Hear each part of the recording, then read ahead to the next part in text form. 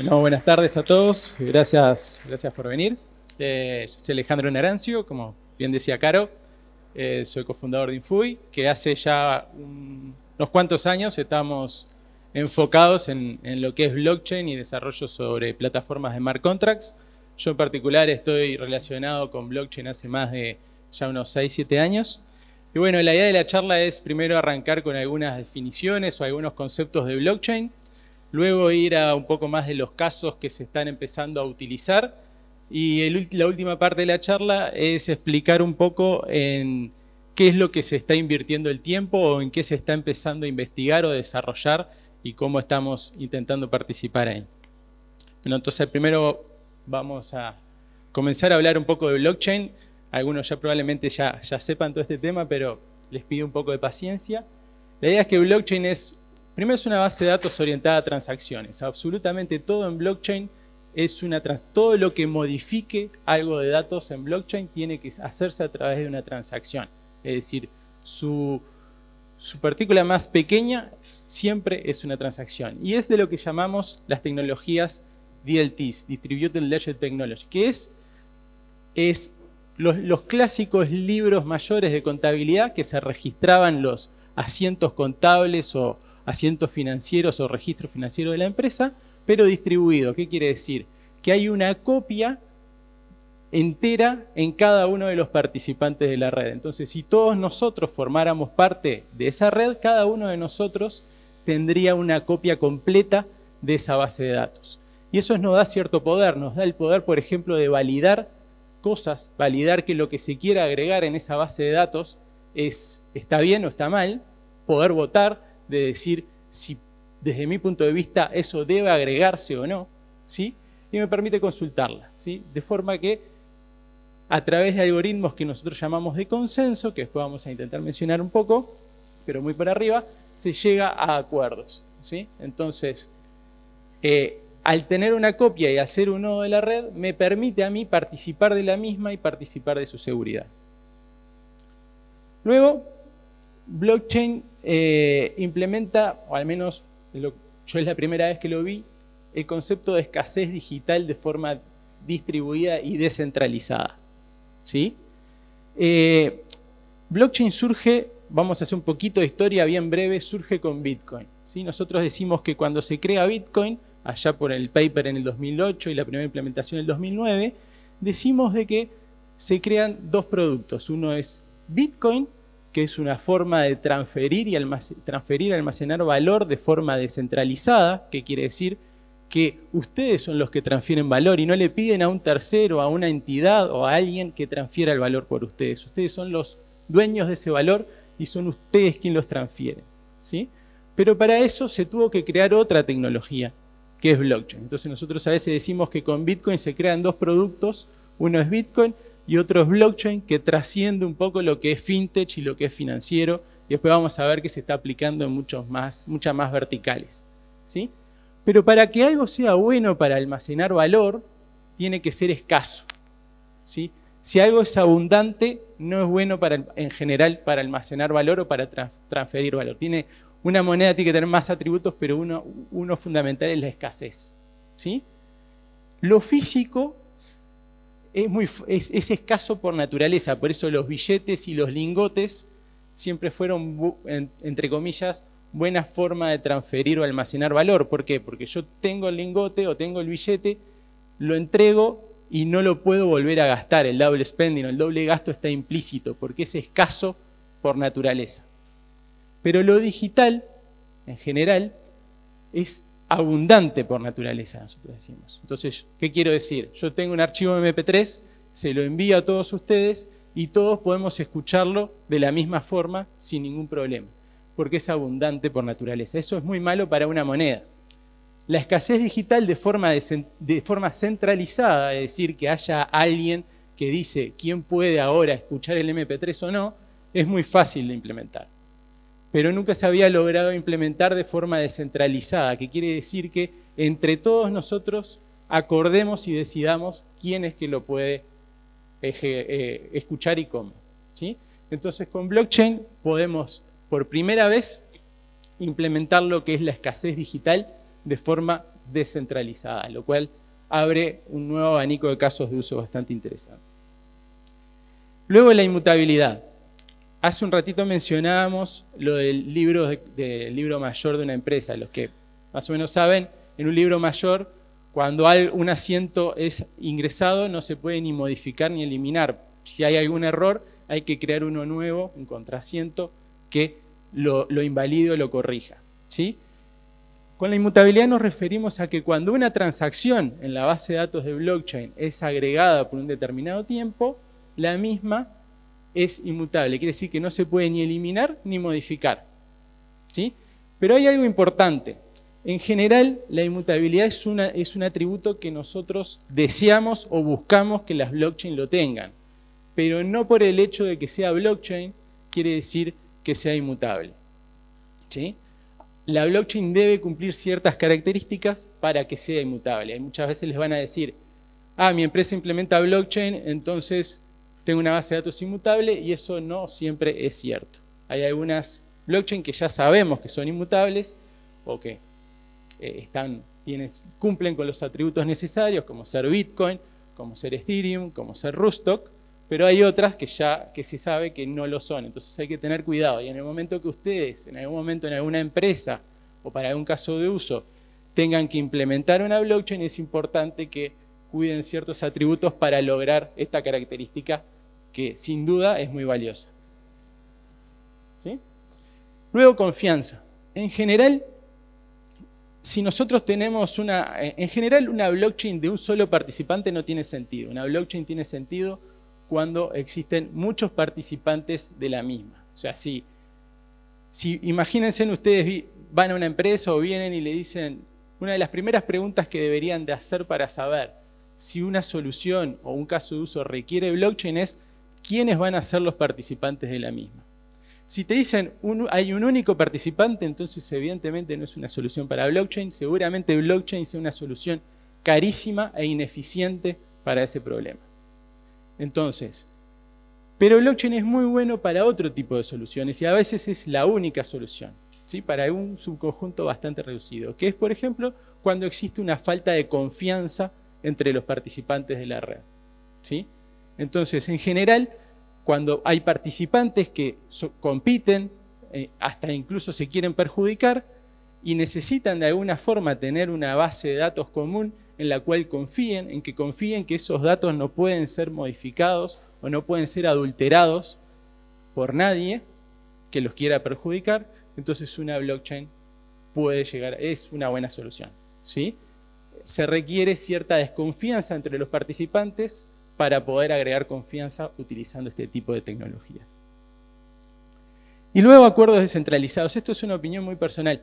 Para mí, blockchain es una excelente solución cuando se quiere llegar a algún tipo de acuerdo, lo que nosotros llamamos con un consenso, es decir, con un acuerdo global, o al menos dependiendo de las reglas que queramos. Pero, por ejemplo, el acuerdo puede ser quién tiene ahora un token o tal moneda para gastar, o cómo se debe ejecutar tal regla de negocio, o quién puede modificar este dato y quién no, ¿sí? Cuando se necesita de alguna forma llegar a un acuerdo de forma descentralizada, entonces blockchain parece ser una buena solución, ¿sí?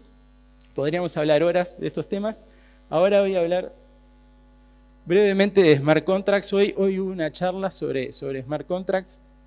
Se mencionó a Nick Szabo, se mencionó el caso de la vending machine, pero en realidad Nick Szabo no solo habló de la vending machine. Nick Szabo lo que definió como smart contracts es el building block, es la piecita de Lego más chiquita necesaria para crear mercados digitales 100% descentralizados. Y después habló de la vending machine, o sea, de la máquina expendedora, como un ejemplo. Y él planteó ciertos atributos. Un atributo que se mencionó en la mañana es la autonomía. ¿Qué quiere decir? Es que una vez que nosotros en consenso con ese acuerdo descentralizado llegamos a un acuerdo de que un contrato debe ejecutarse de determinada forma, ese contrato debe ser ejecutado de esa forma y no hay quien lo pueda evitar. Esa es la idea principal. Pero cuando se definió en realidad los smart contracts ya por el 97, Fíjense que Bitcoin sale en el 2009 y las primeras plataformas de smart contract basadas en blockchain varios años después. El concepto de smart contract se definió mucho antes. Luego se vio que esta tecnología podía ser idónea para esto. ¿Por qué? Por la descentralización, porque es un sistema distribuido a su vez, y por esta capacidad de llegar a acuerdos de forma descentralizada. ¿Qué quiere decir? Que si todos nosotros acordamos de que el contrato debe ejecutarse de determinada forma, el contrato se ejecuta y nadie lo puede evitar. ¿Sí?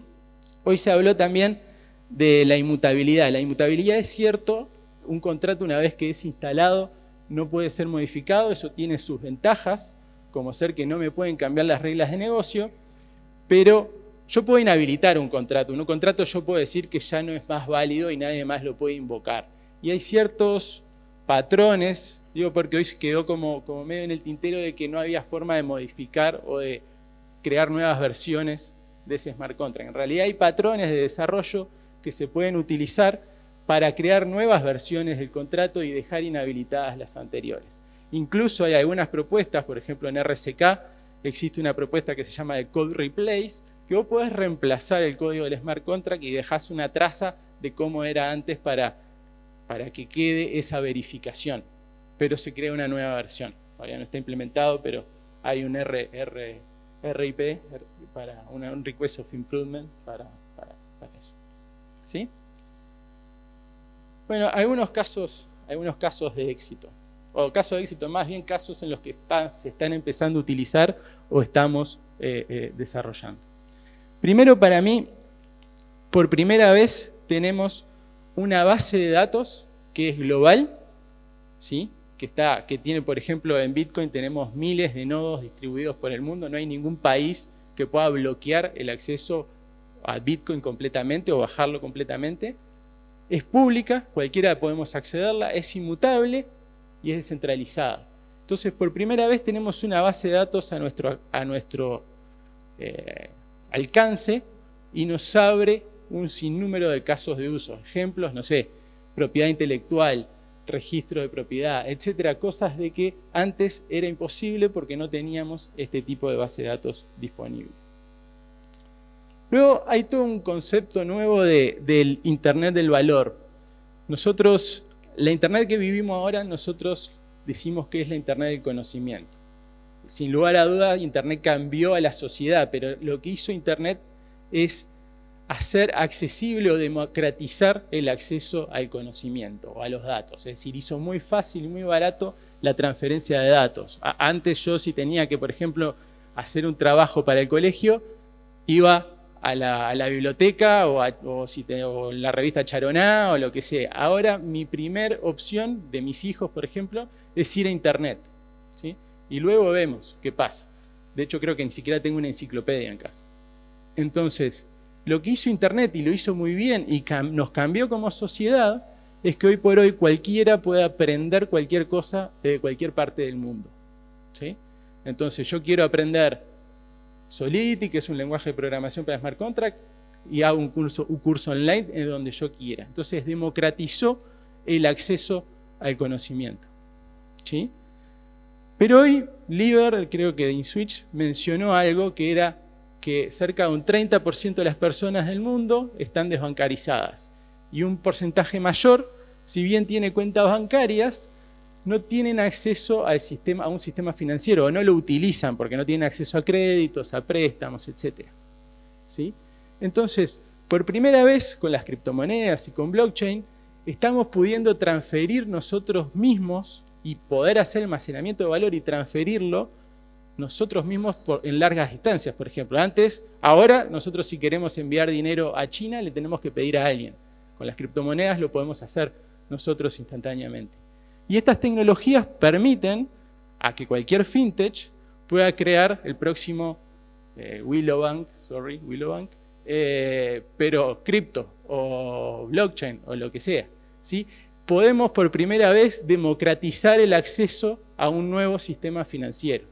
Y eso sin duda que para mí es bastante disruptivo, nuevo e interesante. Luego en salud. Uruguay está empezando a hacer cosas en salud. Nosotros, por ejemplo, estamos haciendo lo que es unos pilotos sobre RCK para la notarización de las recetas médicas y dispensaciones sobre blockchain. Y ahora hay una propuesta, un proyecto para hacer lo que es prevenir la falsificación de recetas médicas. También trabajamos sobre RCK, un piloto para un full disclosure. Amo RCK y formo parte de RCK, o sea que hago el full disclosure por las dudas. Trabajamos también en un tema de registros médicos para un hospital.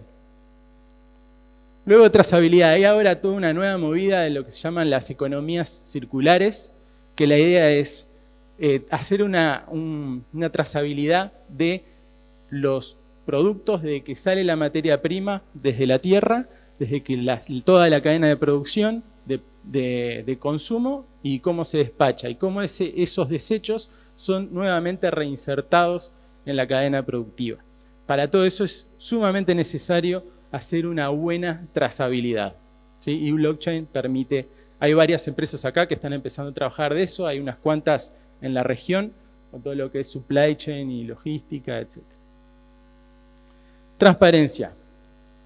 En general, si una blockchain está bien implementada, aumenta la transparencia, ¿sí? Como vimos, hay que ver el caso de uso, pero en general lo aumenta. Entonces, cuando queremos, en determinados casos de uso, ser más transparentes, ser más justos, etc., a veces implementar una blockchain con determinadas características suma. En general, nosotros nos consultan bastante sobre algunos de gobierno y principalmente en nuestra región se está dando que se quiere aumentar la transparencia por ciertos problemas que han habido. Entonces, de a poco vemos que esta tecnología puede ayudar, ¿sí? Y bueno, la última parte, así ya los dejo tranquilos, pero ¿en qué estamos trabajando o en qué nos estamos especializando? ¿Qué estamos viendo nosotros que se está empezando a investigar o se está desarrollando o se está haciendo delivery o ya se está haciendo en este momento, ya se hizo? Primero, en escalabilidad. Sin duda que blockchain tiene temas de escalabilidad. O sea, Bitcoin soporta hoy por hoy en promedio unas 8 o 10 transacciones por segundo, con algunos picos de 20 transacciones, pero más o menos anda ahí, dependiendo de cómo sean las transacciones y qué se use. Y es poco para soportar un sistema financiero, ¿sí? Nosotros, por ejemplo, trabajamos para eso se están creando soluciones de lo que se llaman off-chain, o de segundo o tercer nivel, segunda o tercera capa. Por ejemplo, en Riff, que es el conjunto de los servicios de infraestructura montados sobre RCK, estamos creando lo que se llama, ya liberamos lo que se llama Lumino, que es una red de pagos off-chain sobre cualquier token, ¿sí? Un token, ustedes, si tienen un token sobre RCK, que el token podría ser una moneda, ¿sí? Ustedes ahora pueden crear canales de pago y soportar en el orden de las miles, 2.000, 3.000 transacciones por segundo, ¿sí?